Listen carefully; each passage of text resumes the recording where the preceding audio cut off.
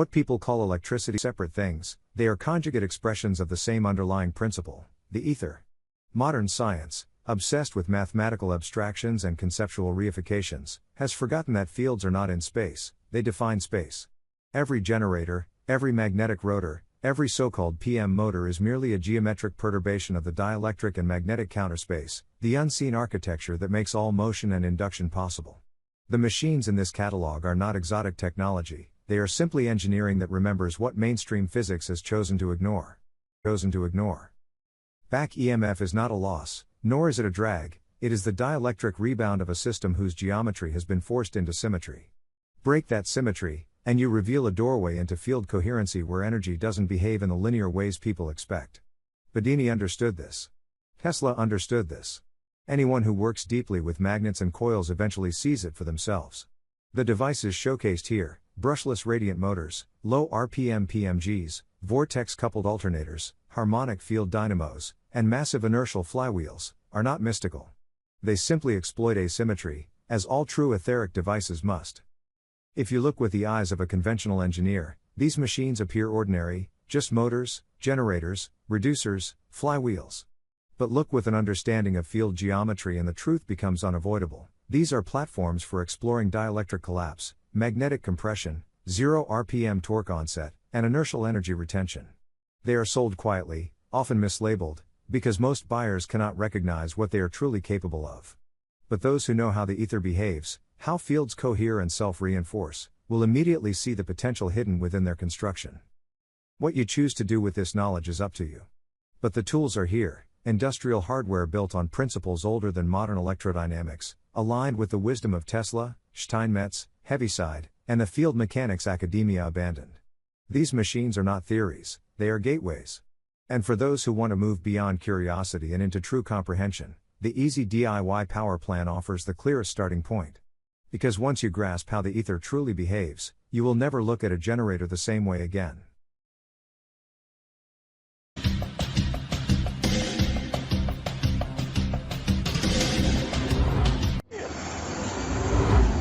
Over the past decade, grounding so-called free energy has collapsed into near silence.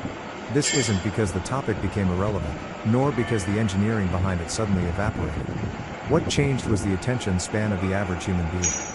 Once social media colonized the touchscreen and rewired the way people process information, an enormous portion of the population stopped engaging with anything that required depth, reasoning, or technical literacy.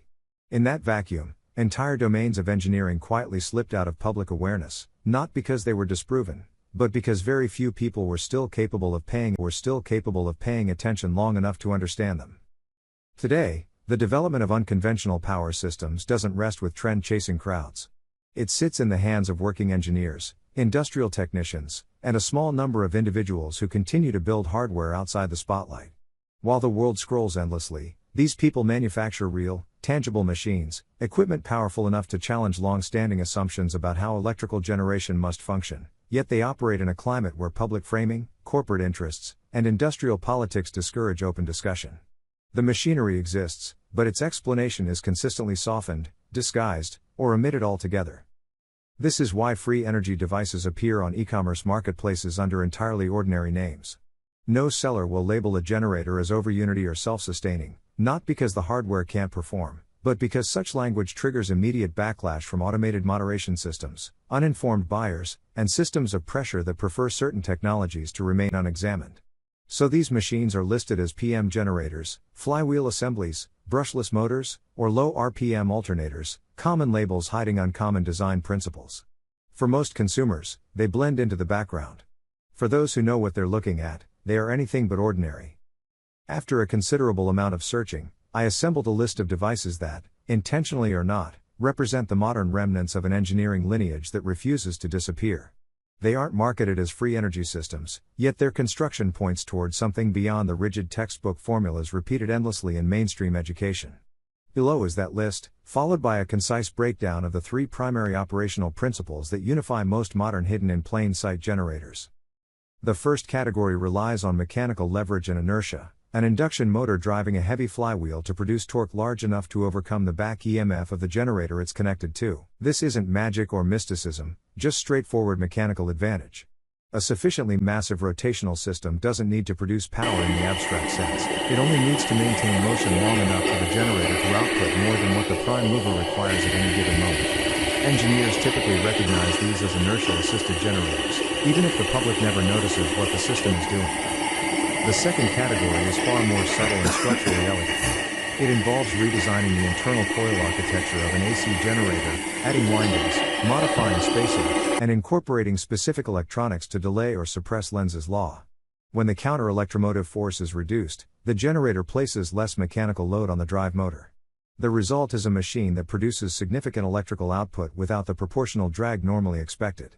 To the uninformed it appears ordinary; to engineers, it's a deliberate manipulation of electromagnetic interaction to unlock efficiency unavailable in standard configurations. The third principle is rooted in abrupt field collapse and pulse charging, exemplified by the Bedini architecture. Here, dual coils are used, one to control rotation, the other to deliver sharp, high-voltage pulse outputs created by the rapid collapse of magnetic fields when the transistor disconnects.